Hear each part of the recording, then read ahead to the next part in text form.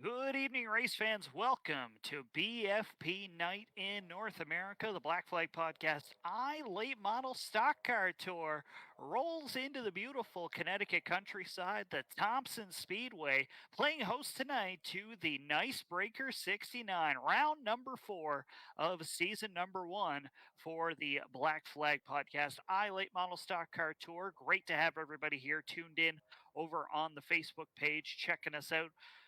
If you happen to not check it out live here tonight, we will be on YouTube in a couple of days' time as a video on demand. But we've got a full field of late model stock car drivers, and we've also got a full field of announcers up here in the booth. We've got Oxford Plains' own Spencer Moore. Spencer, great to be here with you here tonight. Yeah, I'm excited. I didn't think I was going to make it. Kind of a last minute addition back to the broadcast booth, but psyched to be here and super excited to see some more great action from Thompson. And we've also got a special guest joining us here tonight, the one and only Denver Match at Denver. Great to be here at Thompson with you. Are you ready for the Nicebreaker? Are you ready to enjoy some late model action? Definitely ready, Jesse. This is going to be an incredible show. It's going to be a real nice race, and excited to be alongside Spencer and yourself for round number 4, the Nicebreaker 69. Yes, so for the folks who maybe don't know me, who are tuned in, my name is Jesse Thompson. I'm the main voice at Speedway 660 up in old Canada. We haven't started our season yet, obviously. We've got a little bit of snow to clear away, but ready to be here tonight in the Thompson Speedway for the Nicebreaker. Heat number 1 ready to roll off in just a few moments' time. And we do want to thank everyone for tuning in, especially the fine folks over at the Star Speedway. And Star Speedway ready to kick off their season in a few weeks' time. They'll be in action on Saturday, April 22nd. It's going to be a big afternoon of racing with 8 divisions in action. The Bunny Brawl will make its way to Epping, New Hampshire. Star Speedway, a beautiful facility. You're going to want to check that out, of course, in a couple of weeks' time. So head on over to Star Speedway's website for more ticket information, more schedule information. It's going to be a big season there, and we definitely thank them for coming on board here tonight with the BFP Night in North America. Star Speedway, the place to race. And, of course, you can catch Bobby Timmons there in a Flappy Bird quite frequently. Of course, there's, if you listen to 2 weeks ago's show, a lot of drama already at Star Speedway going on with Bobby Timmons and folks in that super modified division. And I know I'm going to be excited to watch all that. Let's go into the starting lineup here for this heat number 1.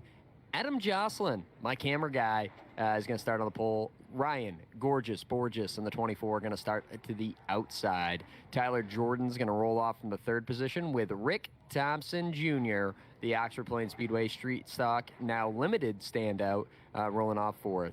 Shane O'Neill is going to roll from the 5th position. Joe Campbell rolls off 6th. Cody Pilote in the 31 is going to roll off 7th with Thomas Johnson, David Greenleaf, Trevor Ward, Roger Saucier, Bill Prisco, Justin Galoo, Tyler Learman, Brandon Wilkinson, and Dustin Sally rounding out the 16 car. Heat race number 1. Of course, the top 10 qualify in on speed. Your fastest qualifying in on speed is Ryan Kuhn and Kasey Beattie right behind him in the 91. It's almost like we've seen that before, Jesse. Yeah, tuned in 1 week ago to the New Hampshire Motor Speedway. The New Hampshire 50 came down to quite a thrill show between Ryan Kuhn and Kasey Beattie themselves. So, Spencer, tonight, how many cars are going to qualify from the 20-lap heat races that we'll have? Well, I missed the BFP Sports 1 production meeting, but last time we did 6, so I believe we're still going to have 6 cars qualify from these heat races. So that's going to be the most important transfer spot is that 6th position. Right now, Joe Campbell has got it, but there's 10 other drivers that are going to have to go to a last chance race after this. So a lot of people are going to be hammered down and going after him. Denver, what are we looking for here tonight? Of course, it's going to be a big field, trying to make a smaller field here tonight to make up the Nicebreaker. a lot of cars, a lot of carnage. It's Thompson. What could we look for? Jesse, we're going to see a lot of action. I'm excited for these heat races with the amount of drivers we have, the amount of starting positions available. Watch for the guys that are going to come from the back to work their way through the field. Rolling off turn number 4, heat race number 1 underway. Green flag in the air here at Thompson. Adam Jocelyn on the inside with gorgeous Ryan Borges trying to make that top side work. Looks like the top's going to work for now, and Tyler Jordan's going to peek to the outside of Adam Jocelyn as well, driving down into turn 3. Yeah, good battle here. Ryan Borges making it known that he is no slouch here in the iLate Model Stock Car Tour, leading here early in Thompson. Adam Jocelyn falls back a couple of positions. Tyler Jordan moving his way up through the field once again. He's been quick the last couple of weeks. This could be a big night for Tyler Jordan. Another Tyler that's having a bad day, Tyler Learman, got caught into a little bit of trouble. He was up there in that top 6 when we started this thing, and he's got serious troubles and is hitting pit road already. Up break for Learman, not the way he wanted to see his Nicebreaker weekend start. We have got a lot of racing left to go. 3 laps complete, 20 laps left to go. Looks like 4 laps complete now. And drivers staying single file around this 5/8 mile oval. The Thompson Speedway has a long history of short track racing, and we're definitely going to see that here tonight. The longest consecutively run short track in America, if I'm not mistaken. And Joe Campbell is trying to hold on to that 6th position. Cody Pilat behind him had a little bit of a hiccup as well. But you keep your eye right now on that Rick Thompson Jr. car as he's trying to make a move up and pick up 3 positions in this heat race for the feature. Drivers kind of staying single file at the moment, kind of biding their time. They know there's a little bit left to go. And we've got a full slate of heat races here tonight. The 30-lap last chance race will be exciting. That's going to lock in the final few positions. I don't believe there's any provisionals or anything. One exciting thing that we'll see, though, is the all-time wins leader, Ryan Kuhn in the 72. Because he started up front, we've decided to sweeten the pot a little. He'll be starting shotgun on the grid, and we're going to watch for the Massachusetts driver to work his way through the field. He's been so good in this iRacing competition. Heck, he's been good at any type of racing competition. The defending Pro All-Star Series North champion. And he's really got this iRacing thing figured out. It's going to be super exciting to watch him come from 30th on the field in the feature. So Denver closing up on the halfway point of heat race number 1 here for the Nicebreaker. What have we seen so far? So far, Jesse, it's been the Ryan Borges show. He is checking out, opening up a lead, looking to lock down the heat win. We have a great battle here for the 4th position between Shane O'Neill and Rick Thompson, and there is the 39, Joe Campbell. He is holding on to that transfer spot. He has a pretty comfortable cushion so far, but I know Cody Pilat is trying to find a line that's going to work to get him up on the back bumper of that 39 car. What we've seen the last couple of weeks in these heat races is, at this point in the heat, halfway through, the top 6 seems to be pretty settled in. And then the guy 7th, 8th, 9th starts to make that charge, trying to work his way up through into a transfer spot. The juices start flowing a little bit. You get a little antsy. And we've seen a couple of drivers lose that locked in position and not even make the big dance. Yeah, that transfer spot is so critical. But we've also seen at Southern National, the leaders of the heat race wreck each other. And that's what kind of the battle that we're watching right now with Tyler Jordan in the 6 and the 38 of Adam Jocelyn. Jocelyn is all over the back bumper of Jordan. How aggressive is he going to be here, knowing that it's 3 spots for the feature if he can get around him, but at the same time not wanting to give up a big opportunity and potentially not make the show? If I'm Adam Jocelyn, I'd kind of lock things down at the moment as he thinks about going to the bottom side off turn number 4. Like we said, maybe starting to get a little bit antsy, but he's got a locked in position at the moment. Maybe he wants to ride for the last 6 laps of this one. And Jesse, the crazy thing about racing here at Thompson is it's just like a cup race, essentially. When you get battling door to door, none of you can run the groove that you really want to run. So this little bit of a battle with Adam peeking down below him has made it so that Shane O'Neill, Rick Thompson Jr., and the rest of the field have been able to close up on the second and third place position. Think about it a little bit like Charlotte or old Atlanta. A driver gets to your door, gets to your inside, doesn't have to move you. The aero just gets that disrupted. When these guys are sailing off into the corner 120 miles an hour, it doesn't take much for these drivers to get a little sideways. And you see Adam is really working. He's trying he's getting closer and closer to that back bumper every time that down the straightaway, trying to set up that low run up off of the corner, but isn't able to keep his momentum enough up to really get there. Really tough battle here for that second place position. Denver, the battle here just ahead of the transfer spot is heating up. We're seeing these drivers start to close in on one another. Yeah, Jesse, we're down to the final 3 laps of this one. The 38 is again going to look to the inside, just not quite enough. You know, we're coming up to 2 to go. It's how do you look at it? It's either all on the line or you sit there and try to hang on to the transfer spot. But we know how race car drivers think. They want to get every position that they can. As it looks like we're going to come up on some lap traffic that might prevent Jocelyn from making a move here. Tyler Lerman about 3 laps down now. Tough break for Lerman. He is probably going to have to work his way hard into the last chance race. Right now we've got about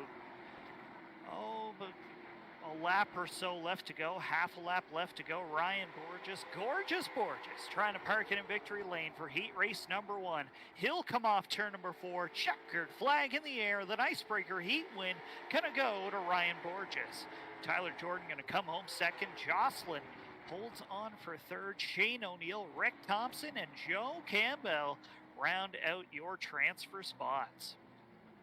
Cody Pilat and Trevor Ward, Roger Saucier, David Greenleaf, and a host of others are going to have to go to that last chance race where only the top 2 qualify. But we still got a lot of heat racing coming up. Really excited to see the great racing in heat racing number 1. That didn't look like the typical BFP style racing that we've become accustomed to here in the iLate model stock series. Just you wait. If you've seen these races the last couple of weeks, you know these drivers are going to get up on the wheel. I want to send a special shout out to a couple of fans that are tuning in through our Facebook page. Bob Ouellette says, "Let's go Speedleaf." So tuning in and checking out the action. Jen Vanot, apologies if I get your name wrong. She's cheering for Rick Thompson Jr. I'm sure she did a little bit of a happy dance knowing that her driver is locked into the main show. Well, another person that she might be rooting for, too, is Matthew Venot in the number 30 car that's going to be rolling off 6 in this heat race. So that could be another one of her favorite drivers, too, that she's going to be cheering on in this heat race number 2. And we want to see your favorite drivers in these heat races. We want to know who you're cheering for, who gets you excited when you're tuned in. Thomas Goley says he's cheering for Gabe Goley, so that'll be exciting. Glad to have everybody tuned in here tonight. Heat race number 2 rolls off the front stretch. And Spencer, let's introduce the field. You might know the guy starting on the pole, Brent Roy. We ever heard of him? Jake Grout's going to start to the outside. Yeah, Jake Grout's going to roll off P2. Brian Conover in the 97 is going to roll off 3rd. Sean Kimball rolls off 4th. Joshua Gardner 5th. Matthew Venot in the 30 going to roll from the 6th position. Stephen Piero, Tucker Cole, Ty Delphia, Matt Mingo, Nick Smith, Derek McKean, Gabriel Goley, Daniel Patton, and Timothy Powell are going to round out the field here. Another big field here for heat race number 2. Brent Roy ready to send them off from position number 1, a 3-time Speedway 660 track champion. He'll be exciting to watch, driving a little bit of a team car with John Peters the last couple of weeks. Glad to have the Flow Racing number 26 back in the field. Pace car ready to pull off believe last week it was the Yankee Ford pace car. We'll have to confirm with Charlie Sanborn if that sponsorship is still there, but these drivers going to double up one more time off turn number 4. Green flag in the air. Heat race number 2 is underway. Brent Roy and Jake Grout are going to battle into turn 1. That outside groove is going to prevail again as Jake Grout's your new leader as they head down the backstretch. Grout gets a good run. He'll pick up a couple of car lengths now on Brent Roy. Drivers a little further back going side by side. Tucker Cole, one that goes around the 36 car. Oh, Tucker Cole hard into the inside wall. Not sure who that was that got with him. Looks like just running of racing room a little bit there, but those drivers end up at the inside wall. Denver, this stuff happens in heat races. Drivers going hard for the transfer positions. Yeah, Jesse, we've seen in heat number 1 the importance of getting a good start and getting out front early, because the top 6 from the opening laps really were able to pull away. So these drivers, they want to get everything they can, and that there was a product of opening lap trying to get some track position. Meanwhile, Jake Grout and Brent Roy love to see that in their mirror, because they are checking out a little bit with Brian Conover following in behind. Battle up now for the transfer position. Derek McKean on the outside looking in. Matt Mingo has the position. Nick Smith there as well in position number 8. They will continue to race bumper to bumper. We're only a couple laps into this one, with these drivers not letting up on one another as Jake Grout continues to extend his lead.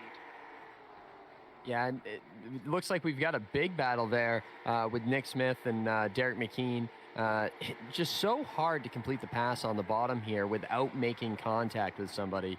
You've got to be a lot better, a lot smoother with the wheel, especially in one of these heat races where there hasn't been a lot of damage yet. You'll see as we get into the feature, after some people knock it off the fence a couple of times, that there'll be a little bit difference in speed, as well as maybe some tire wear issues.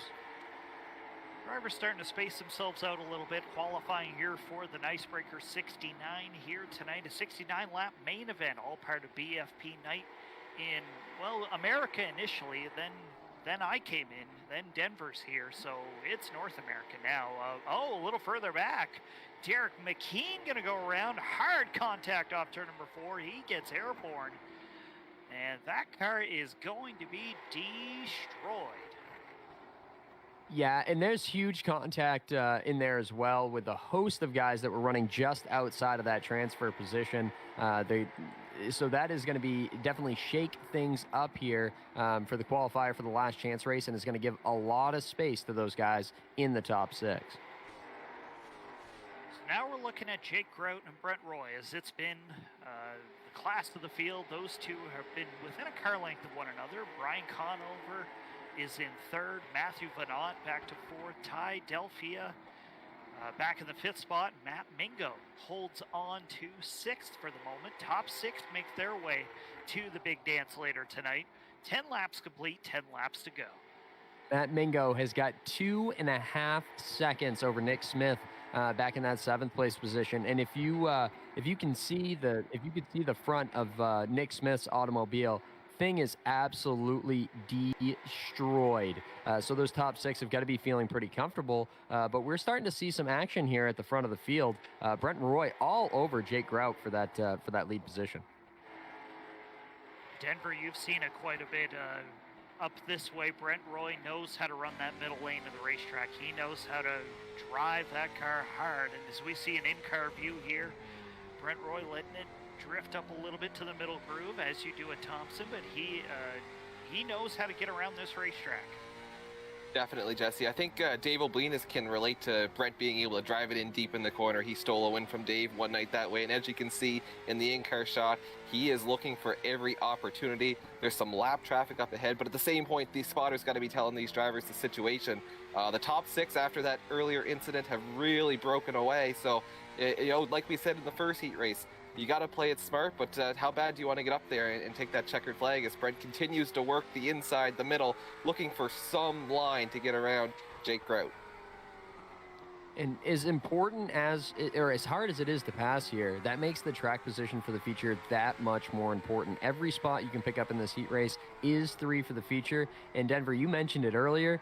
Racers, we're dumb. We want every spot. If we've got a rabbit out in front of us, we're going to chase it, and we're probably going to do something stupid to get it. Absolutely. And the other thing is Brent Roy's going to try to pressure Jake into making a mistake. He is that close. The margin of error is so slim. And we talked about, Spence, you talked about drivers maybe getting in the wall a little bit. And if Jake gets mirror driving too much, then he could be in trouble as we're closing in on the final 5 laps of this one. But this is going to be the show all the way to the finish, it looks like. Speaking of drivers who maybe got in the wall a little bit, at Thompson, Woody Pitgat is tuning in. He had a bit of a tough icebreaker weekend this past Saturday afternoon. So glad to have Woody tuned in. I'm sure he's sending a letter to Ross Chastain, wondering why he ended up in the wall. So these drivers are putting on quite a show here tonight. Ty Delphia trying to hold on to a spot, I believe. He is working up over Matthew Venant, so Venant's going to drop back a spot. He'll try to do the crossover move in car number 30. Yeah, Venant, of course, is a regular at Oxford Plains Speedway, and Thompson, I don't think he's ever turned any laps here, but he's been working pretty hard there with Ty Delphia. I think he's going to take that spot back away. One of the very few passes that we've seen in this one. Just a couple laps left to go. We'll come back to the front of this field. 2 car lengths now, car length and a half, give or take Canadian math. Jake Grout holds on to the spot now, heads down the backstretch. I believe we're on the last lap, so this is going to be a run to the checkers. Brent Roy coming up the inside, nothing doing. It's going to be Jake Grout, heat race number 2. Brian Conover, Ty Delphia, Matthew Venant, and Matt Mingo are going to be your top 6 that transfer in to the main event, while Nick Smith, Gabriel Goli, Timothy Powell, and the host of others are going to have to try to get it done in the last chance race.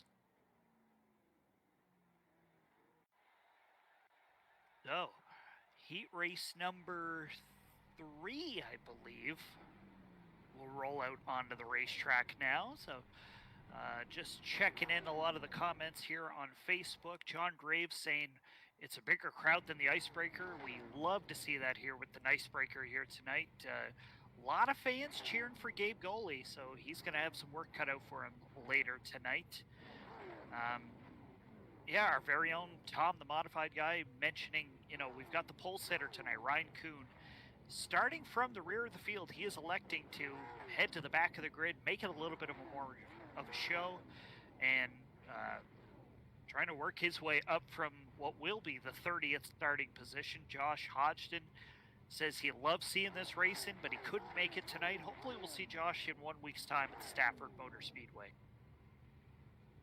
Yeah, absolutely. I think Ryan Kuhn's racing for double purse money tonight, right? Double zero is still 0, but good for Ryan Kuhn. So. It's going to be exciting to see him come up through the field.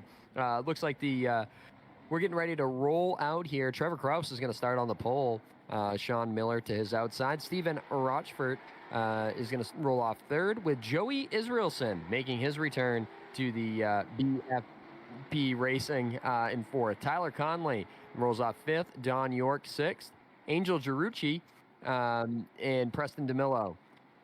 Black Flag Podcast. Charlie Sanborn, is going to roll off from the next position with Matt Franson, Jason Dioro, Jordan Lopez, Tyler Griffin, Arthur Jordan, and our own Scott Dinnan, the race director, is going to roll off from the last spot in this heat race.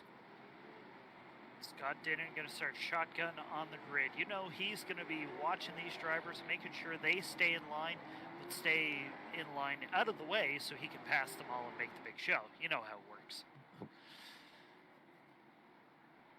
So heat race number 3 here at the Thompson Speedway, part of the Nicebreaker. Glad to have everybody tuned in. We see a lot of fans here tuned in through our Facebook page, so really appreciate seeing that.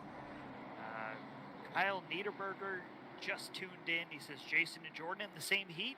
He'll have his eyes open on what will happen here in a few moments' time. Heat race number 3 ready to roll off. Green flag in the air off turn number 4, and we are racing. Trevor Kraus has the big jump going into turn 1. He's going to make it work. Sean Miller way up the racetrack. That's going to open the door for Joey Israelson in that beautiful number 3 to make his way into that second spot. It looks like we might have a little incident with Charlie Sanborn going around on the backstretch. That didn't take long for him to find himself some trouble. Weapon of the week. Well, we saw this 1 week ago at the New Hampshire Motor Speedway, but he put on a clinic trying to work his way up to a transfer spot in the last chance race. It's a 30-lap show later tonight for that last chance race. We could see the same sort of thing. You know what? He's just giving himself a little bit of excitement. Something to talk about on the podcast next week. Talking about giving him something to talk about, Joey Israelson in that 3-car. He is a regular at Oxford Plains Speedway in the street stock division. A couple of weeks off with us. He's back with us and running in that second position and not letting Trevor Kraus out of his sights yet, as it looks like the top 6, once again, have got a pretty good advantage over the rest of the field. As we see now, the top 2 have a bit of distance between themselves and the rest of the field. It's a good battle between Minor, Rochefort, and Tyler Connolly in the 49 car. I believe the 11 car here tonight. So going in car with, I believe this is Steve Rochefort. Yes, looking in car on him. He's got that bright yellow roll bars. I'm already a big fan. He is putting on all kinds of pressure on Sean Minor. Minor down the backstretch, looking a little squirrely, looking left, looking right, but not too much. Trying to play some defense, but can he hold on to position number 3? That Cheez-It 98 car definitely has got a little twitch to it. And I believe that Rochefort is actually a little bit quicker than him. We know it's one thing to be faster. It's another thing to be able to pull off a pass here at Thompson. Thompson is a very difficult racetrack unless you can get the run on the outside or kind of door the guy coming off the corner. You could usually get a run a couple of ways, but just naturally driving by somebody on the inside here, not really a thing that happens. Yeah, and we talked about it in the feature. In these longer distance races, I think you're going to start to see a lot more tire fall off. In weeks past, there has been a set of change tires. I assume that's still in the cards for these guys. So that's going to add a lot more drama. When you do fire on a new set of stickers, that is going to change that up. And I think we're going to have a lot more side-by-side racing in the future when you've got a full field of 30 cars on the track. So Denver, we're almost at the halfway point of heat race number 3. Just a couple of weeks ago, or just a week ago, these drivers were anticipating and probably practicing to do 100 laps here tonight. For reasons, we are back down to 69. Don't ask why. That's a shorter distance, but we've added to the heat total with 20 laps in the last chance race being 30 laps. How does that affect a driver's mentality? Well, Jesse, it really puts emphasis on these heat races because, as we said earlier, track position is so key. So the longer heat races really gives drivers a chance to try to make something happen. As we just saw Rochefort take position number 3 from Minor. That's going to improve his starting position for the main event, and that's going to help him because 69 laps, it's a nice distance for a race, but it's not a lot of time to come from the back, and we see each heat race so far a little bit of carnage mid-pack. At the start of the race, you want to be ahead of that and, get that track position. And, we've seen how fast Ryan Kuhn has been. He's got to come from the back. So, maybe you can follow him through if you get mired back in traffic, but it's going to be tough. Track position is really going to be key.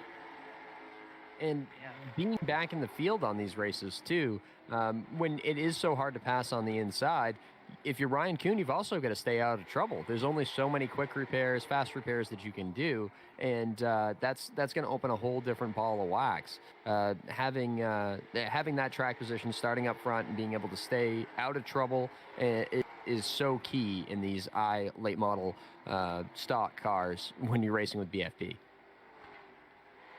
want to send a shout out to Angel Waregi.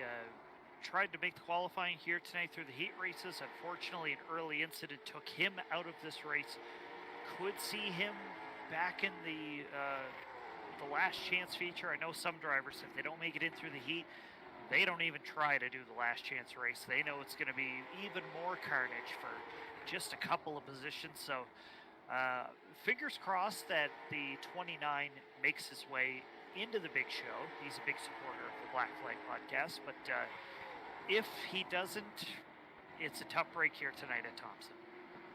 Yeah, and I've got to say, what's the harm? Run the last chance. Come on, guys. It's not like you're going to stave up equipment. All you got to do is hit a reset button, and you can go join another race. Let's see if you can make it happen. Uregi's going to have a hard time making it in from the back of the field, not putting himself in the best situation, but you never know what's going to happen in these last chance races. They've been absolutely chaotic every single time.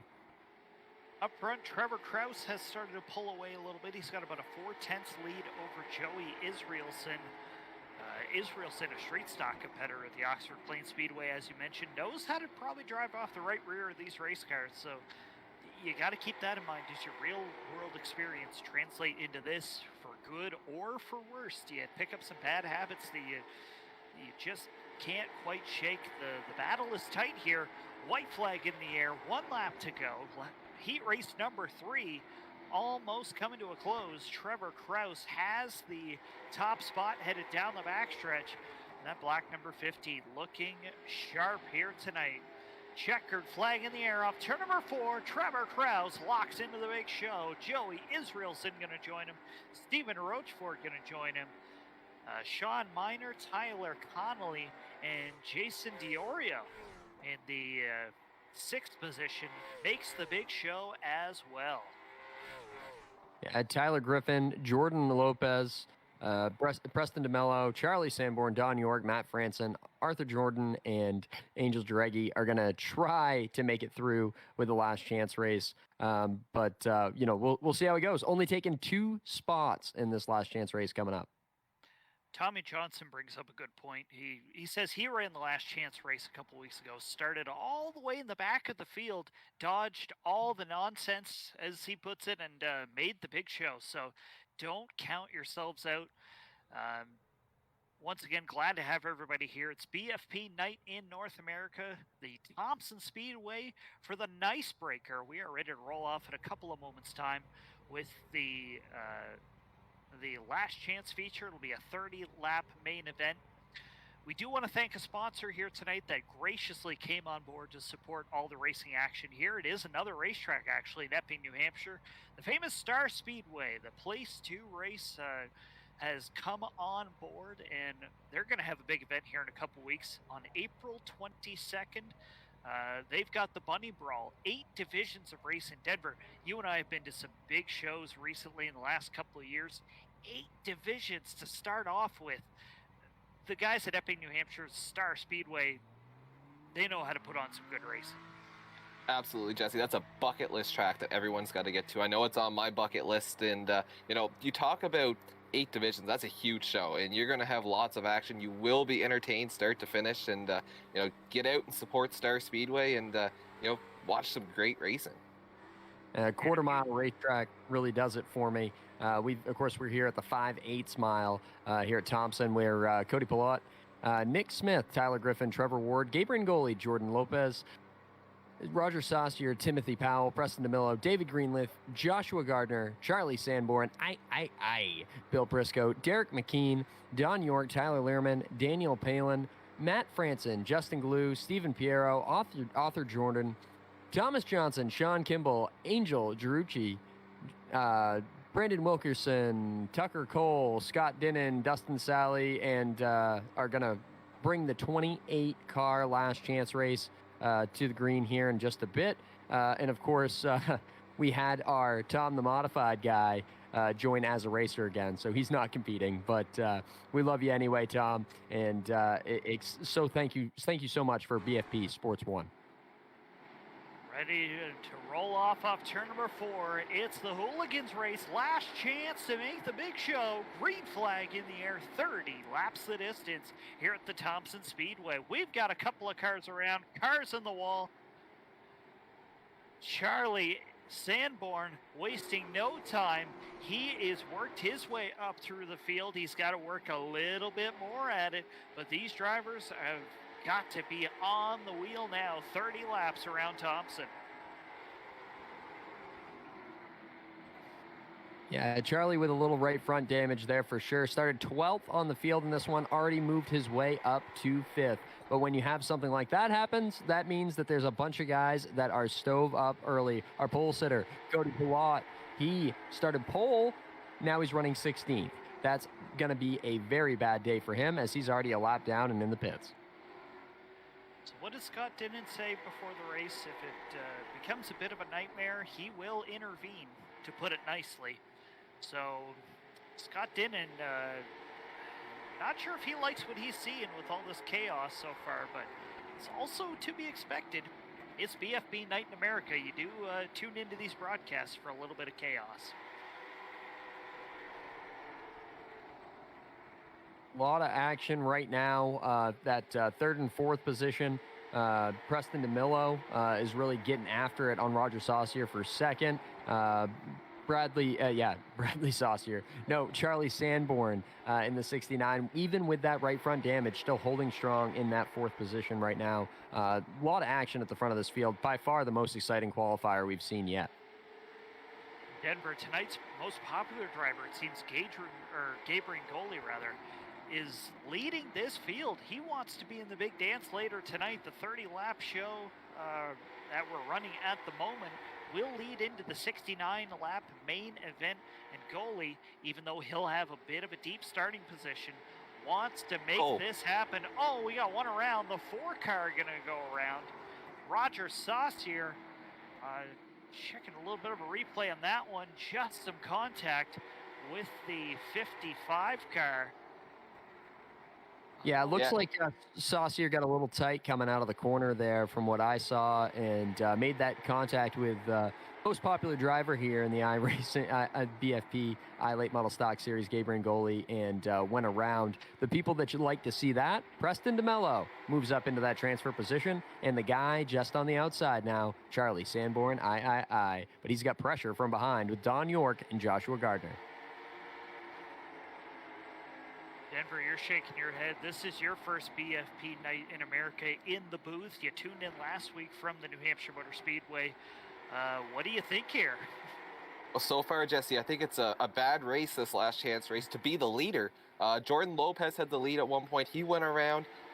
We've seen it happen now a couple times. So Gabriel Goli, he might be the most popular driver in this race, but so far that number one position hasn't really been the spot to be, and he has got all kinds of pressure. You're going to be able to throw a blanket over these top 5 cars before long, as maybe a little bit of bumper from DeMello to Goli. Oh man, we got a race on our hands now. This is about to get exciting, and look who is sitting in third. It's none other than Charlie Sanborn. He is ready to pounce. Charlie Sanborn hoping to not be his own weapon of the week this week. He is ready to put on a show here tonight. Don York sends it down to the inside. The 53 car wants to take away position number 3 from Mr. Host. And the 69 car knows he just needs another spot and a little bit of luck here tonight to make the Nicebreaker. Yeah, and as the leaders battle, that brings everybody else closer. So Preston DeMello all over the back bumper of Gabriel Goli right now. If that allows Charlie Sanborn to get his left front fender to the right rear quarter panel of Preston DeMello, you might just see Charlie Sanborn making the feature. Yeah, Sanborn in that Pontiac, probably the only Pontiac fan left in New England. He wants this show. He wants this consolation race win pretty badly here tonight. Checked out racing at the Thompson Speedway this weekend with the real-life Icebreaker. Probably learned a lot from the past super late model guys from the open tour type modifies, but right now he's got a door full of Don York, the 53 car, making him work for it. We've got a battle up front. Preston DeMillo drives it in a ton. A big old slide job on Gabriel Goalie. Goalie tries to cross him back over. Not going to work, and he's going to fall to the clutches of Charlie Sanborn. Sanborn drives it in deep down into turn 3. He's going to slide up the racetrack, almost makes contact with Goalie. He's got that inside groove, but it's not where you want to be at Thompson. They make contact. Charlie Sanborn way down in the grass. He's going to get into the left corner Goalie. They're all wrecking. Everybody's in trouble, but Joshua Gardner's going to sneak away. Oh, maybe not. Who the heck's even running second? Oh, I think Don York in the 53 has just picked up second. He's now in the catbird seat with right front damage. And Charlie Sanborn, the Super Street Limited Sportsman, whatever you call it, driver, he is on the move once again here tonight. But tough break for Gabe Goalie in car number 55. A lot of the fans here tonight are not probably too pleased with seeing that 55 car knocked out of the transfer spot. Denver, you said it. You said that the leader wasn't where you want to be. I thought you were full of it. I mean, come on, there's only 2 spots to be in. I thought the lead would have been in the safest place, or running towards the front. Absolute mess there, and that's going to change things up quite a bit. DeMillo has got the lead. Don York has got that second position, and Charlie Sanborn trying to run him down. It's a 2-second gap back to Justin Galoo in the 4th position. Lindsay Walker tuning in, cheering on her man, Charlie Sanborn. She says this time, not her fault that he may not make the show. But race isn't over yet. We've got 10 and a half laps to go. Lindsay, hold on to whatever you got in that house. It's going to be a thrill show, and Sanborn is going to be digging in car number 53. It would be cool for, of course, Lindsay's and Charlie are expecting a Charlie Sanborn the 4th, or Chase, as he's going to be called. Since Charlie's been a dad-to-be, I don't believe he's qualified for an iRacing race that we've broadcasted. So it would be cool if he can get back to his winning ways. Of course, he was the Triple Crown winner at Oxford Plains Speedway last year in the Limited Sportsman. Picked up 2 wins on 250 weekend, and so the pressure isn't going to phase him. But does he have enough time to run down Don York? Do you think Don York's going to lay down and move over just because the big man's coming to take his spot? No, sirree. Car number 53 holds on to position number 2. You know, regardless of what happens, we got to get Charlie up here in the booth after this Concy race. Just a handful of laps left to go. We got to find out his thoughts and see if, what more he could have done to make the big show if it were to end right now. But we haven't ended yet. When you make a pass almost in the grass and drive up and make contact with Goalie, there's definitely not a lack of balls on Charlie Sanborn. He has been aggressive. Last weekend, you saw him drive into the corner so deep. Yeah, we'll see. He's closing in on Don York quite quickly now, it seems. 6 to go now. Preston DeMello. A 4-second lead. If we believe timing and scoring, Preston DeMello is picking up a lot of ground really, really quickly. Staying around 4 seconds or so. But Don York seems to be losing a little bit of pace. The firefighter scheme on that 53 car. Charlie Sanborn has decided it's go time. The Black Flag Podcast Pontiac. Maybe I shouldn't have been so quick to talk about the 69. Here comes Sanborn to the back bumper. Denver, we have got a race on our hands for the transfer spot. This is what the fans paid for. This is what they want to see, Jesse. Battle for position number 2. Battle for the transfer spot. It's Don York and Charlie Sanborn. Preston DeMello, he's checked out. He has nothing to worry about as long as he can work through lap traffic. This is the battle in the closing laps. One driver is going to advance. One is going to go home. It's now or never. Spencer, who's going to bring it? I think Charlie Sanborn, we've seen that he is not afraid to be aggressive. I think Charlie Sanborn's in the catbird seat. Well, maybe not even, actually. I'm going to go, if you're making me pick one guy, I'm picking Justin Galoo running 4th because I have no idea what Charlie Sanborn's going to do as it's coming down to the final laps of this one. These guys got a 12 or 6 or 7 second lead back to Justin Galoo, so they could realistically make some contact, and we could be seeing a one of the 1976 Daytona 500 finishes to the line as Jesse coming up, white flag. Half a lap left to go. Preston DeMello in cruising distance, already figuring out what his hot dog order is going to be in the concession line. Oh, more contact. Sanborn going to go around. York going to go around. Oh, gets absolutely kersmuckled off turn number 4.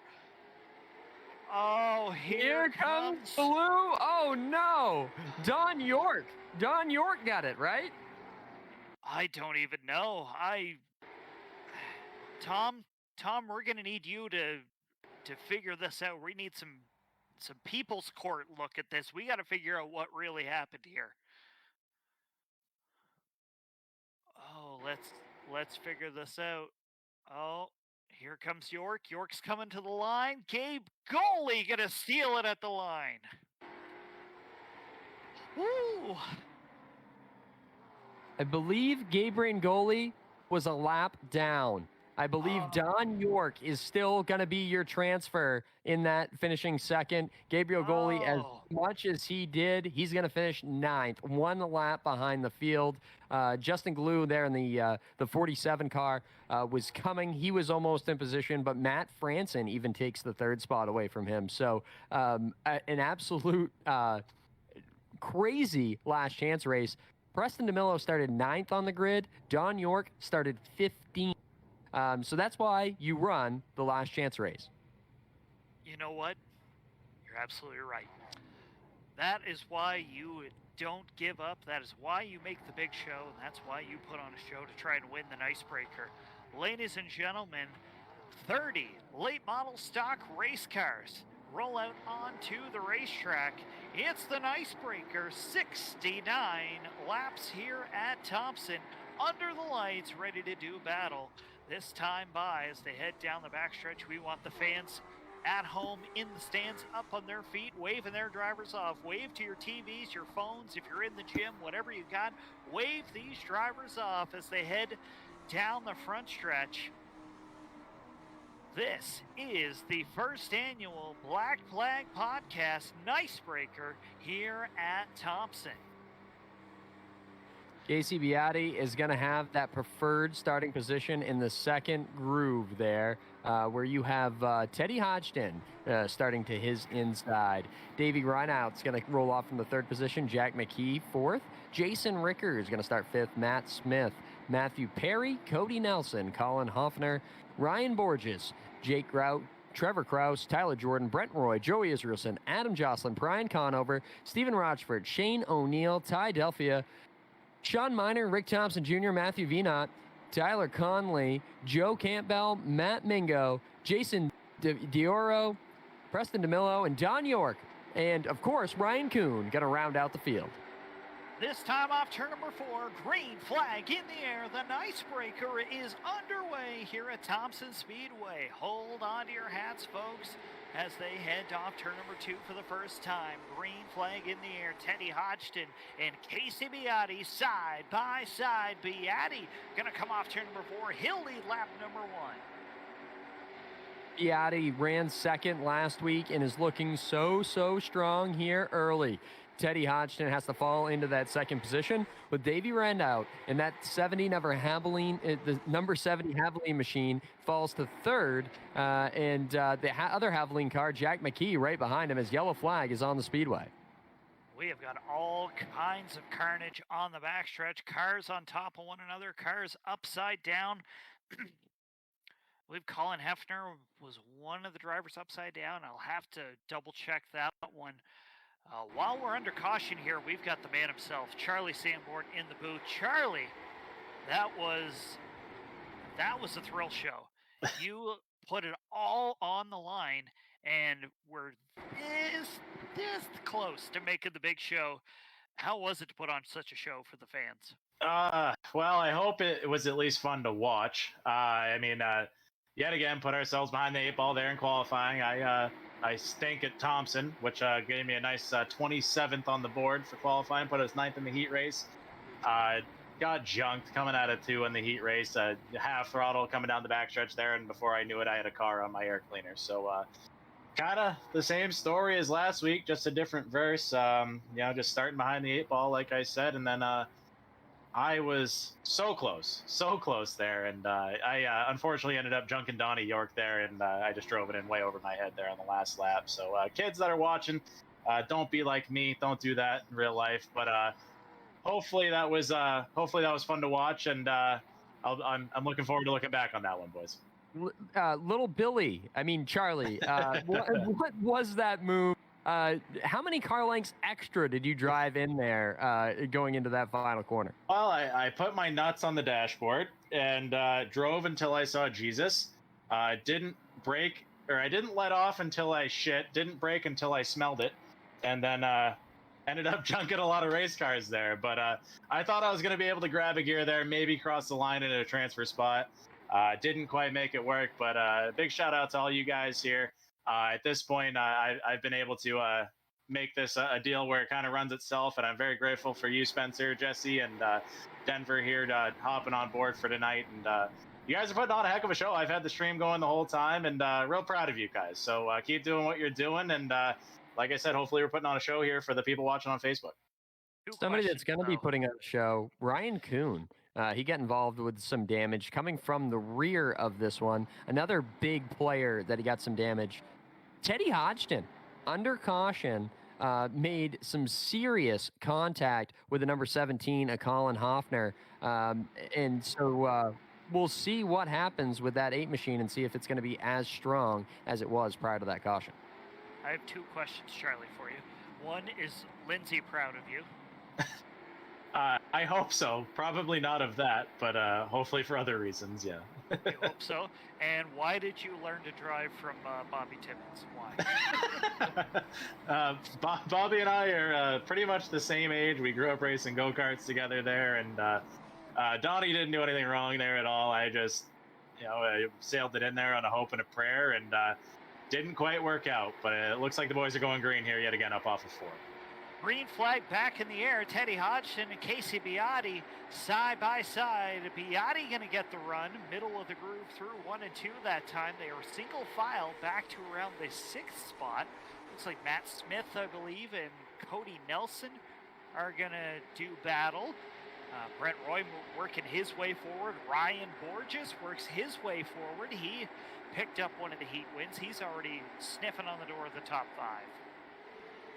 Yeah, Kasey Beattie in that number 91 car, that Port City machine is absolutely flying. And you're already starting to notice a little bit where that damage that Teddy Hodgson received under caution is making it so that Jack McKee and Davey Reinout are putting a ton of pressure on him while Beattie starts to drive away ever so slightly.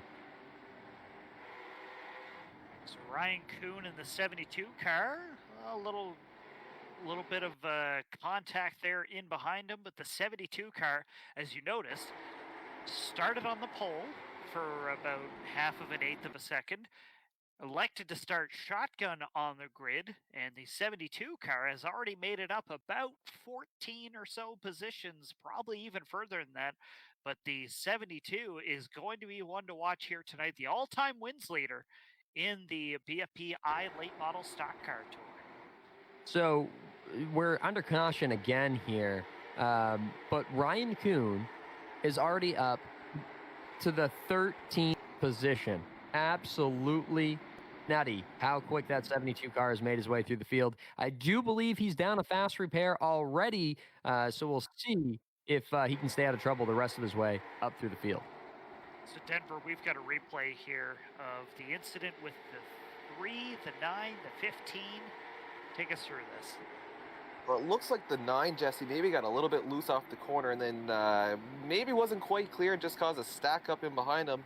And the 9 was able to drive away, but in behind there was some contact there, and 3 got all kinds of squirrely and came down across the track, and then it was on from there, and everybody kind of stacked up into it a little bit. Ryan Kuhn was able to drive through it, but yeah, another little incident here, second caution of the race so far.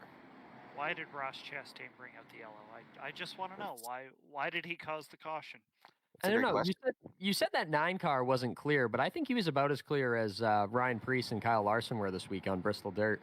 Well, I mean, yeah, you make yourself clear when you wall the guy, but whatever. All right, so under caution here at Thompson Speedway, 14 or so laps into the Nicebreaker, 69 laps the distance. Don't ask us why we picked that. We legally can't tell you. So the Nicebreaker here under the beautiful lights here at Thompson Speedway. It's a beautiful night in Connecticut. We are enjoying some short track racing. Hopefully you are at home. If you're tuned in, let us know where you're tuned in from. We'll give you a couple of shout outs when we can through the Black Flag Podcast Facebook page.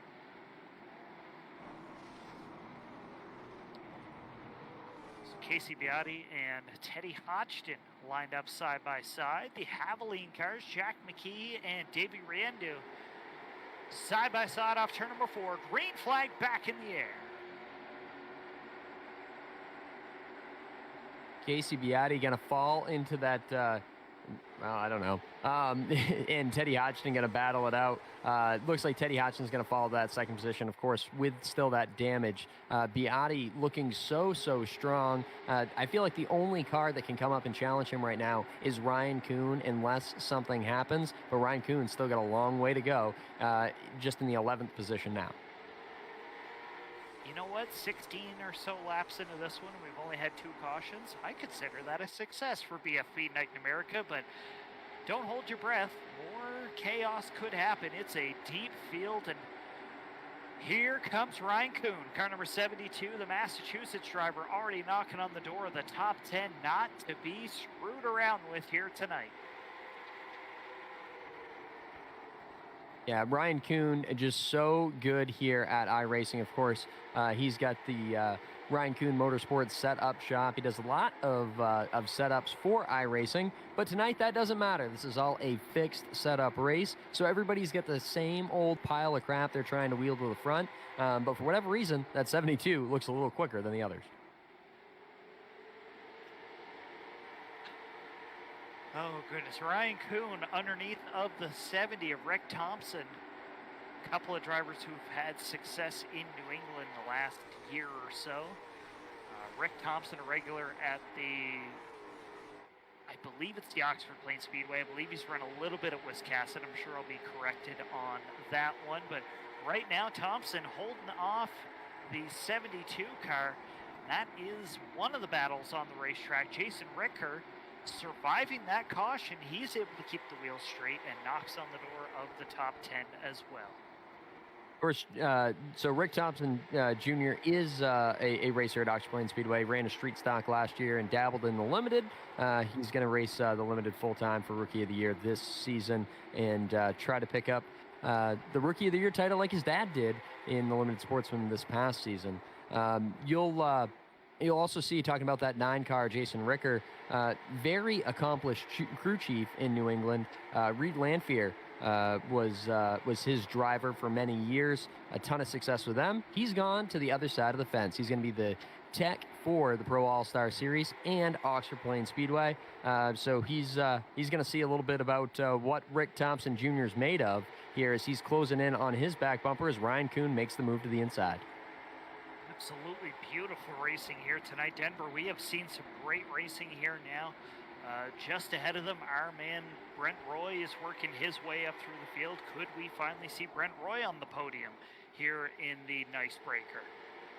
No, Jesse, it's very possible. This race right now looking like it's got a bit of a long green flag run to it.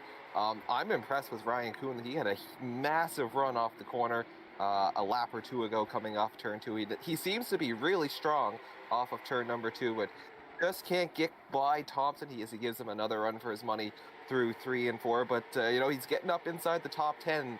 This is the cream of the crop. It's going to be a little harder. Every pass gets a little harder when you get up inside the top 10. He was able to avoid some chaos and make a lot of ground early, but a little bit more of a challenge now. This is going to be fun to watch over these next couple laps as he continues to work over Thompson. Drivers clicking off laps here. The 5/8 mile here at Thompson Speedway. Fans up on their feet. They are loving what they are seeing. Kasey Beattie up to almost a second lead up front with the Patrick LaPearl colors. Teddy Hodgson with a fantastic run in the runner-up spot. Davey Riendu trying to knock his way onto the podium here tonight. Riendu having a solid run. Matt Smith and Jack McKee in the top 5. Teddy Hodgson with some experience already working into this weekend. He has got some laps under his belt at the Thompson Speedway. Ran the Icebreaker this year. I believe he ran the modified division, or one of the modified divisions. So he is putting that to use, a tour type driver putting that to use here tonight. Runner up so far as he starts to close in ever so slightly on Kasey Beattie. Yeah, another guy to keep your eye on here is the 24 of Gorgeous Ryan Borges. He has 2 fifth-place finishes and a 6th in BFP iLate model stock racing series. So that 24 car, always consistent, never a bride, always one of the bridesmaids, maybe the last one invited to the dance. Well, today he is going to catch the flowers. He's just got to put in a little bit more work to close in on Kasey Beattie. Beattie is now up to about a 1.25 seconds, give or take. But or sorry, that's over Teddy Hodgson. Ryan Borges in the 24, a little further back, works over Jack McKee. McKee in the 48 car has seen a mirror full of Borges, and he's not sure if he likes that. Yeah, that damage from Teddy Hodgson's really got everybody stacked up. Basically, everybody from 2nd all the way to 11th is right nose to bumper going around this speedway right now. One slip up, and Ryan Kuhn could be running P2. We're closing up on the halfway point of this one. Denver match. We have seen some close racing here. It's been pretty well bumper to bumper all through this field. Kuhn continues to work on Rick Thompson. Just can't seem to make the pass where he might be able to this time. A little bit of a slide job, shows him a fender, and Thompson backs out of it. That gives a spot to Rick Kuhn. Yeah, Jesse, Kuhn. Kuhn advancing his position. Now he's going to set his sights on this gaggle of cars from 7th through 9th, as we see Ryan Borges looking to the inside of McKee. Hodgson, his car has that damage. He's holding up the pack, but no one can really find a way around him. It's really creating some interesting racing here, and some of the drivers seem maybe content to just ride, but Ryan Kuhn's not interested in that at all. When he gets there, he's going to want to make the pass. We saw him work over Thompson, and now he's going to go to work on Cody Nelson and Brent Roy. This time by heading down the backstretch. Sorry, Spencer, just heading this time by through 3 and 4. We'll see the halfway signal. 35 up and 34 to go here in the Nicebreaker. Yeah, Ryan Kuhn picked up a lot of positions very quickly early with some of that carnage. Now it is harder and harder, like you guys have said. He's worked to the inside of Cody Nelson a couple of times, but isn't able to make the move quite yet. But as we're halfway in this event, it means that tires are starting to fall off a little bit. The smoother drivers, as we're riding in car with Ryan Kuhn, are going to prevail here long run. I believe the tires probably fell off halfway through the first pace lap, and these drivers have just been using them up ever since. They're on the race car, they're there to drive on. You might as well use them a little bit when it's go time. Brent Roy, I don't want to say stacking things up a little bit, but he had a little bit of a moment there off turn 4. Cody Nelson and Ryan Kuhn there. Matt Smith in the 04 losing a couple of spots, and that will allow Thompson and Ricker to close back in. Yeah, Smith got a little high up into the corner there after Brent Roy and Ryan Borges kind of scattered out in front of him, and he lost a whole bunch of spots. I thought that was going to make it so that Kuhn was going to be able to slide right up the inside easy, but we're seeing that no passes are easy as we get a car spinning through the infield there. Looks like the yellow flag is on the speedway. I believe it was the 25 of Shane O'Neill, who is now down a lap, so tough break for O'Neill. had some good racing in his heat race, but the 25 car, as we see on the replay, Tom, the modified guy, providing our replays here tonight. Check out Fenceline Films on YouTube. Oh my goodness, that's chaotic. Oh goodness, and here comes Beattie. Beattie's able to go around, and the rest of the field able to go by as well. Shane O'Neill going to find his way near the rear of the field. We've got leaders on the pit lane. You see Kasey Beattie. He's taking tires. He's going to be the first away. Ryan Kuhn's also hit the pit lane. Looks like Ryan Kuhn off the pit lane early. Looks like the 8 car, Teddy Hodgson, going to fall way back through the field. I believe Brent Roy and Ryan Kuhn are both going to pick up positions. Those are going to be your big winners on pit road. And as for that accident that brought out the caution, Jake Grout, who was involved in that, simply put on the chat, not clear. So that's where he sits on the scenario that happened there. Okay, Denver, we've got 27 laps to go, let's say that. A lot of drivers still in this one. We've seen Brent Roy and Ryan Kuhn have now worked their way up inside the top 5. Cody Nelson is there. Sean Miner, I believe, is somewhere around there. Just checking on time and scoring. But Kasey Beattie's still leading this one. How nervous is that 91 car going to be? Oh, he's got to be super nervous, Jesse, because he's about to get the biggest challenge he has had so far this race. For the last 20 or so laps, he's had Teddy Hodgson not kind of holding the field up. No one could really get around Hodgson, and allowed Beattie to check out a little bit. Well, now we're closing in on the final laps. We got 27 to go. Everyone just went to the pits, and he's got Ryan Kuhn in position number 3 right behind him. Brent Roy to his outside. 2 heavy hitters. This is going to be a whale of a restart, and it's going to be fun to watch. Kuhn, what's he going to try here, Jesse? Is he going to try to make the move early, or is he going to bide his time, knowing he's still got 20-some laps to go? Oh, well, things could get a little interesting here. I believe a couple of cars trying to get their laps back, some wave rounds maybe. It looked like for a moment Beattie was going to end up on the outside. I believe he'll end up on the inside of this restart. Spencer, thinking back to 1 week ago at New Hampshire Motor Speedway, it was Ryan Kuhn, dominating the race, but Kasey Beattie was all over him, all up in his axle. Yeah, absolutely. Beattie was very, very strong last week. I think Ryan Kuhn was the best car last week. I think he's the best car this week, but they're both going to have to restart down on the bottom. We know that is not the preferred groove.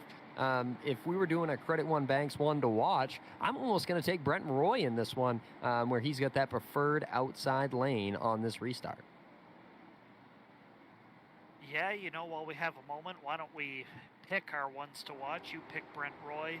I'm going to pick that 8 car, Teddy Hodgson. I think Teddy Hodgson's going to have something here, at least for a top 5 run. Denver, who have you got? I got to take the low-hanging fruit, Ryan Kuhn. That is the one to watch. Came from shotgun in the field. He's up to position number 3. I think this is his race to lose. Pace car pulls down into the infield. It's Beattie and Roy, row number 1. Kuhn and Nelson, row number 2.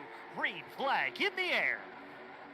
Everything I said was absolutely wrong. Kasey Beattie's is going to fire down into turn 1. He's going to take away that top spot. And here comes Ryan Kuhn. Everybody swoons at how fast Ryan Kuhn's number 72 car has been today. He's going to take that second position and start to go to work on Ryan. On Beattie. A little bit of 3 wide action a little further back, Spencer. Looks like Tyler Jordan making some dicey moves, picking up a couple of spots. Drivers settling themselves out as we come up towards 20 to go. Still a bit left to go at this 5/8 mile here in Thompson, Connecticut. Jason Ricker in the 9 car, the 15 as well. Trevor Kraus. Kraus had a great heat win. He is looking for a little bit more here tonight, trying to put himself on the podium. Yeah, Kraus has had a strong run up through the field. Of course, none have been better movers, bigger movers than Ryan Kuhn, starting shotgun on the field all the way to second, and he's putting some serious work in on the back bumper of Kasey Beattie right now as they roll down the backstretch. He's going to look to the inside, going down into turn 3 here, almost to that left rear quarter panel, but not enough. Those two duked it out last week, and it looks like we're going to have a restart coming up as the yellow flag is on the 5/8 mile speedway. 49 down and 20 to go. Gorgeous Borges having a ugly ride into the backstretch wall, and Borges in the 24. He will see his night all but ruined. Tried to go 3 wide to avoid a car getting in the wall ahead of him. Tried to thread the needle, and it just wasn't enough as he kind of spins off the nose of the 04 Matt Smith. Yeah, tough break for Ryan Borges. We were talking about earlier how his worst finish is 6th. It's probably going to be worse than that tonight, as we still have 27 cars on the lead lap. And I believe Jason Dioro will get a lucky dog here. So out of the 30 cars that started, 28 of them still got a chance. 28 cars left on the racetrack here for the BFP Night in America. Drivers starting to get doubled up a little bit. We've got a great sponsor that's come on board. We're going to give one more shout out here tonight. The fine folks from Star Speedway in Epping, New Hampshire. I've got a great race coming up in a couple weeks' time. The wait is almost over. The Bunny Brawl is coming up on Saturday, April 22nd. It's going to be a huge afternoon of racing with 8 divisions in action. If you'd like to find out more about Star Speedway, about their schedule, their ticket costs, you can head on over to their Facebook page or their website. Denver, Spencer, Star Speedway ready to bring the action here in just a couple weeks' time. Yeah, Star Speedway is such a great facility. I used to super enjoy going there with the Pro All-Star Series. Now, Pro All-Star Series doesn't make its way over there, but I always find myself hanging out in Epping, New Hampshire for one of their big events. Of course, the Bunny Brawl, the big one to kick it off this season. You know that you'll see me there for the Star Classic and other events throughout the season as well. We are ready to send these drivers off one more time. Kasey Beattie to the outside, the 72 Ryan Kuhn to the inside. It's Beattie and Kuhn, as we saw 1 week ago. Pace car pulls off into the infield one more time. Green flag in the air. Another strong restart by Kasey Beattie. He is going to lead Ryan Kuhn down into turn 1. Kuhn wastes no time to find his way into the second groove, right in Beattie's tracks, as we've got a spinner further back in the field. Yeah, it looks like Trevor Kraus going around, finding his way towards the infield wall. Still green for the moment. Teddy Hodgson knocking on the door of the podium. Caution flag comes back out. Denver, cautions breed cautions now with about 15 to go. Yes, Jesse, cautions breed cautions. We've seen 2 or 3 in a row here. This is what happens when you get down to the end of these races, and everyone wants to go for every position. And, we're going to get another restart. Kasey Beattie had a great start that time, a great launch. We've seen him kind of play the strategy game when Ryan Kuhn was in third. He started on the inside. That time he took the outside, and it paid off for him. But every restart, Kuhn is going to try to learn a little more. You can bet that. Yeah, Kasey Beattie's restarts have been so strong. I thought that Ryan Kuhn, when you give him the front row, as talented of a race car driver as he is, I thought for sure they would be battling in side by side down into turn 1. Beattie had that great jump, and can Ryan Kuhn time it a little bit better, or are we going to have a reverse finishing order of the top 2 from last week? There's only a handful of laps left to go. Looks like 14 at the moment as we see the 1 to go signal being given. Lights out on the pace car. Kuhn on the inside, Beattie on the inside. We will see what these drivers have to offer in the last dozen or so laps of this one.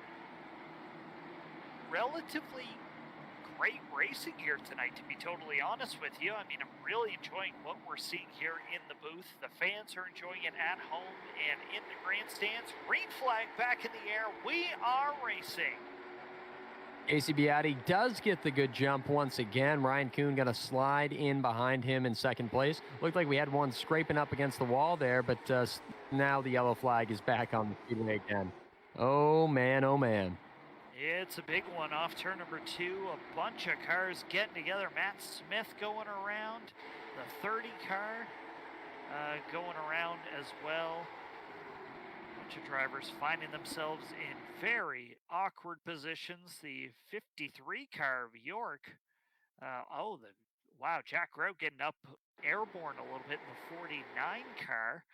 So the back of the field getting a little antsy here in the last 10 laps or so of this one. Yeah, look at Don York as he goes through this. Does he make it through without sizable contact? It looks like he does.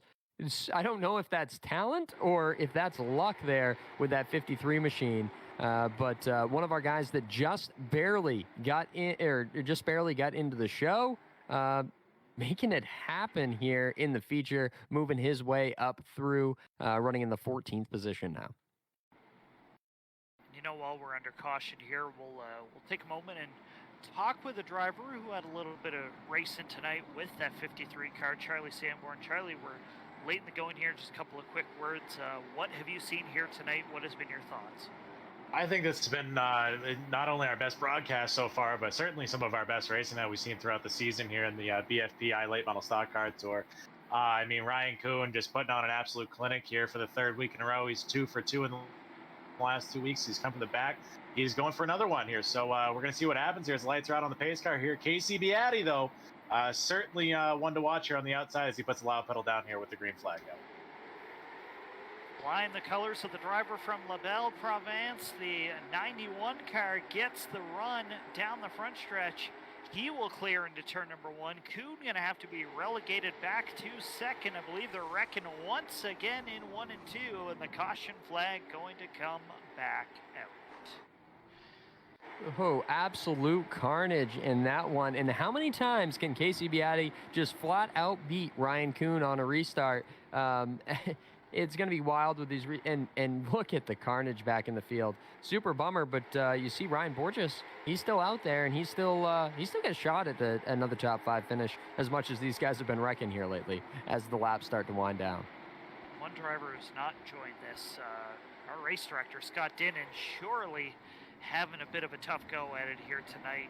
Probably has some notes for this race that he'll roll into our next event at Stafford in 1 week's time. Great to be back at Stafford Springs here on iRacing.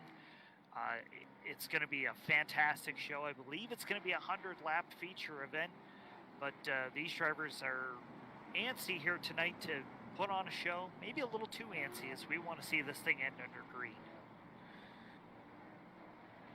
Guys, as we get ready for another restart, I noticed 2 restarts ago, it looked like Beattie maybe hung back a little bit, just maybe feathered the brake a little bit to get a better launch on the restart, and it paid off. That last restart, it looked like Ryan Kuhn was anticipating it. Ryan Kuhn had a much better restart. Beattie still got the advantage going into turn number 1, but you know, like we said, every restart, Kuhn is going to learn a little more, so you know, maybe watch for Beattie to change up his restart strategy a little bit here as we're coming up.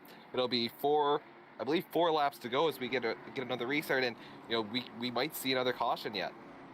So what you're saying is we're seeing a little bit of Lonnie Somerville, Dave Oblinas type restart action here. You know, they're not driving into each other, but you know, eking ahead of one another, laying back, trying to see what the other one will do. A little bit of fun and games, I would say. Absolutely. All right. Thompson Speedway, the Nicebreaker, as we've seen. It's been a fantastic show. I believe we are another couple laps away from the green flag. The pace car continues to roll around. Wow, what a show we've seen. The 72 car Ryan Kuhn starting shotgun on the grid, electing to start from the rear of the field, working his way through all the chaos that he has endured. He could be on his way to win number 3, but Kasey Beattie gets on the loud hammer. Green flag back in the air. Beattie with the advantage again. Ryan Kuhn yet again slides up behind him in that second spot. Brent Roy trying to make something happen on the bottom, and Not able to do it so far. That's going to give Cody Nelson the third spot, and we're wrecking yet again. Oh, man. Absolutely brutal here in the waning laps of the Nicebreaker 69. The 11 car seems to be maybe a popular driver for the wrong reasons here. With the BFP Night in America, the iLate Model Stock Car Tour. He'll be visiting the Black Flag Podcast Hauler to meet with the officials after this one, I'm sure. But that's a lot of drivers seeing the undersides of other drivers. Yeah, it sure is. A lot of good cars torn up in that one. Of course, it was, they had some struggles there back in the middle of the field. One guy that I saw in that incident was Jack McKee. He started fifth, and that's a bummer. And what do we see here? That's payback. All right, well, Jack McKee, a little hot under the collar. Understandably so. The 11 car finds himself in the wall once again, so... I don't really have any horses in this race, so I'm just going to call it like I see it. I will anticipate some angry Facebook messages later, but that's just how it goes. Looks like the lights are out on the pace car, and we're going to get ready to go here. Green flag racing here one more time. Just half a lap to go before we're back at it.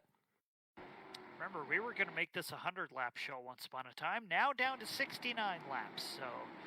Looking for a nice finish here tonight to cap off the Nicebreaker. Here they come one more time off turn number 4. Green flag in the air. Beattie and Kuhn side by side into turn number 1. Oh, we got more contact. Brent Roy gets turned into turn number 1. They stuff him in the wall. Caution flag, I believe, is out. If not, we're just going to hold on to it. We're just going to let him go.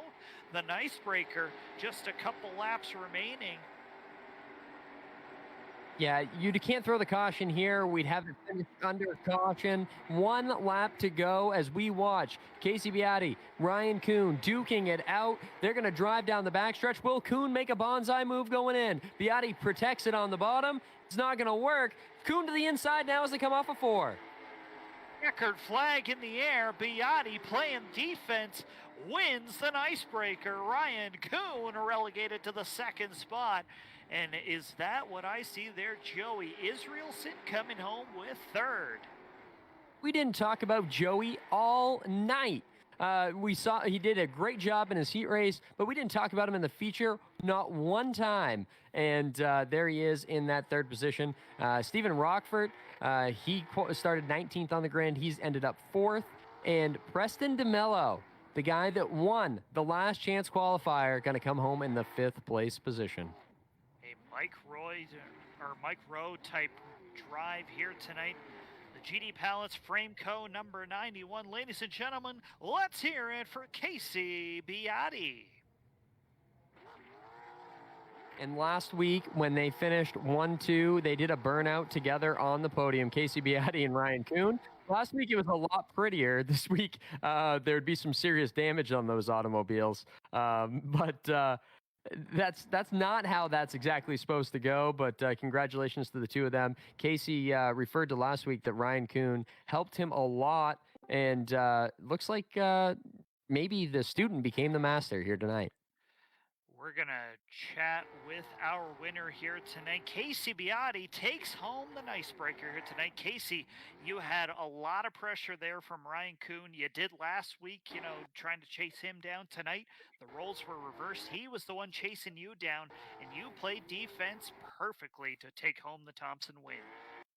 Yeah, no, definitely. I knew caution laps counted, and I was just praying for cautions because I think Ryan was a little faster than me on the long runs there, and once we got going. But I'm definitely happy to finally not see his bumper this week.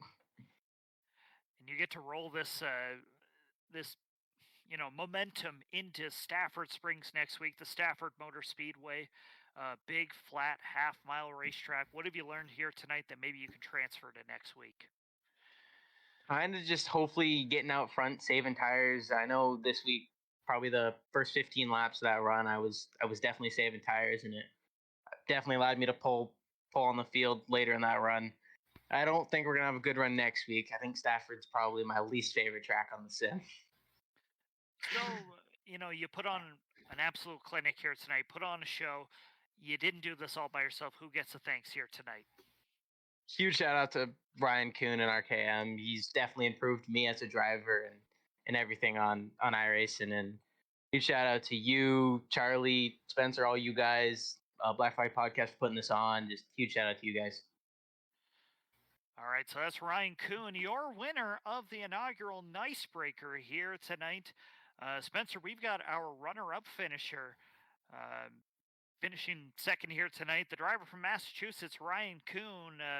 Let's check in with driver number 72. Yeah, Ryan, you had a heck of a run coming from the back of the field. I think you had the fastest car tonight, just like you did last week. Just one spot shy. Was there anything you had for Kasey Beattie? Yeah, I knew if he could clear me on the race starts, he was gonna probably end up the race winner. It's the track Thompson is so much different in on iRacing than it is in real life.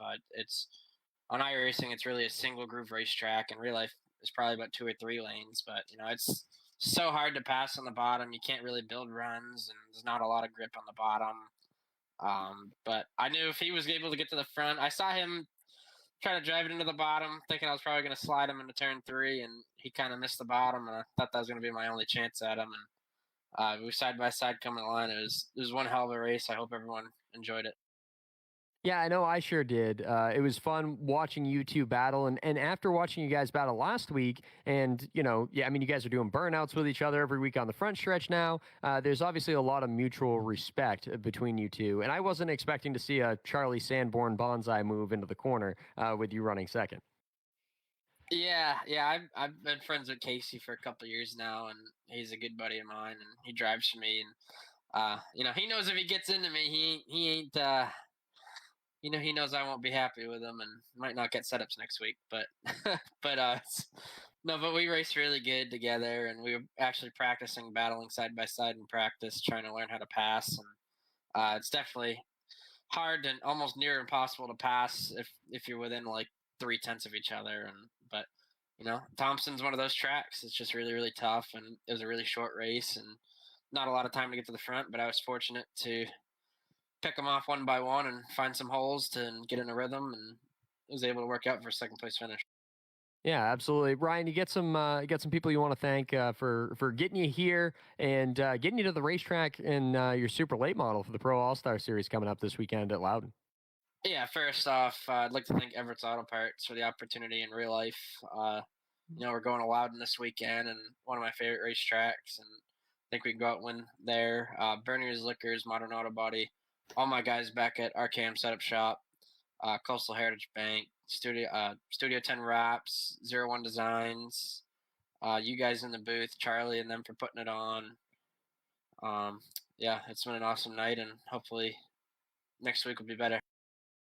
And there is your all-time wins leader in the BFP iLate Model Touring Series. Second place finisher tonight, Ryan Kuhn. All right, so we want to thank everybody for tuning in here tonight as part of BFP Night in America. Big thanks goes out to Star Speedway for coming on board, sponsoring tonight's Nicebreaker. On behalf of Denver Matchett, Spencer Morse, myself, the folks at the Black Flag Podcast, folks at Penciline Films, and everybody who helps make this show what it is, we will see you next Tuesday at Stafford Motor Speedway. Enjoy the rest of your week.